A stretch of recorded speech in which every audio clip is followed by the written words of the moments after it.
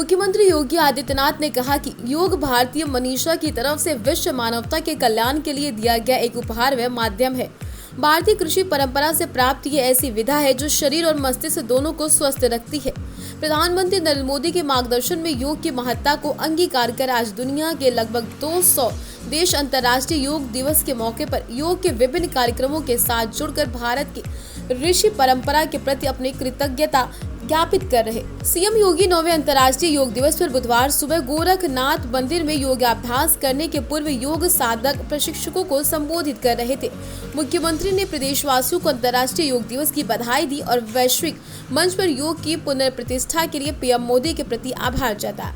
महंत दिग्विजयनाथ स्मृति सभागार में आयोजित कार्यक्रम के दौरान उन्होंने कहा, प्रधानमंत्री नरेंद्र मोदी ने संयुक्त राष्ट्र संघ से इस बात के लिए लोगों को नई प्रेरणा दी कि वास्तव में अगर विश्व कल्याण का मार्ग प्रशस्त करना है तो केवल और केवल योग से हम इसको आगे बढ़ा सकते हैं। विश्व शांति का मार्ग आगे बढ़ाने में योग माध्यम बन सकता है।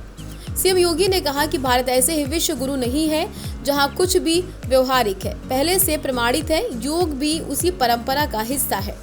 सीएम योगी ने दुनिया में पिछले 3.5 साल में जिस महामारी की चपेट में पूरी दुनिया आई थी, उस कोरोना कालखंड में भी दुनिया के अंदर सर्वाधिक मांग भारतीय आयुष पद्धति की हो रही थी। सबने ये माना कि भारतीय आयुष पद्धति संपूर्ण आरोग्यता प्रदान कर सकती। वास्तव में भारतीय आयुष पद्धति हमारे ऋषि परंपरा की तरफ से संपूर्ण आरोग्यता के लक्ष्य प्राप्त हेतु मानवता के कल्याण का प्रशस्त पथ जिसकी ओर पूरी दुनिया आकर्षित हो रही। मुख्यमंत्री योगी आदित्यनाथ ने आगे कहा, हमारी परंपरा शरीर को धर्म का साधन मानती। शरीर माध्यम खलु धर्म साधनम। किसी भी क्षेत्र का व्यक्ति, चाहे वो नौकरशाह हो, उद्योगपति हो या फिर किसान मजदूर, अपने कार्य अच्छे से तभी कर पाएगा जब शरीर स्वस्थ होगा।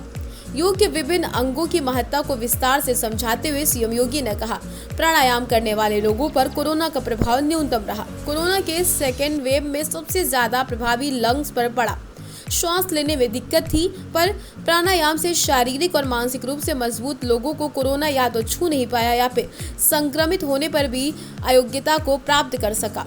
मुख्यमंत्री ने कहा कि आध्यात्मिक क्षेत्र में प्रवेश करने का मार्ग होता है योग। चेतना से विस्तृत आयाम को आगे बढ़ाता है। मुख्यमंत्री योगी आदित्यनाथ ने आगे कहा कि योग परंपरा में सामान्यतः हम साष्टांग योग को महत्व देते, जिनमें यम, नियम, आसन, प्राणायाम, प्रत्याहार, धारण, ध्यान, समाधि, अलग अलग क्रियाएं। अपनी सांस पर ही ध्यान को केंद्रित करना। अगर हम उसको प्राणायाम के माध्यम से साध लें तो मन आपका नियंत्रित होता हुआ दिखाई देगा, चलायमान नहीं होगा और स्थिरता नहीं होगी। एक धैर्य, एक स्थिरता आपको जीवन में प्राप्त होगी। और फिर अगर आपने अपने मन को नियंत्रित कर लिया प्राणायाम के माध्यम से या अन्य योगिक क्रियाओं के माध्यम से, तो शेष योग के अन्य उच्चतर सोपान को प्राप्त करने में हमें सफलता प्राप्त हो सकती है, अलग अलग स्तर पर प्राप्त हो सकती है। लेकिन सामान्य साधक के लिए शारीरिक और मानसिक स्वस्थ बनाए रखने के लिए यह अत्यंत एक आवश्यक कार्य है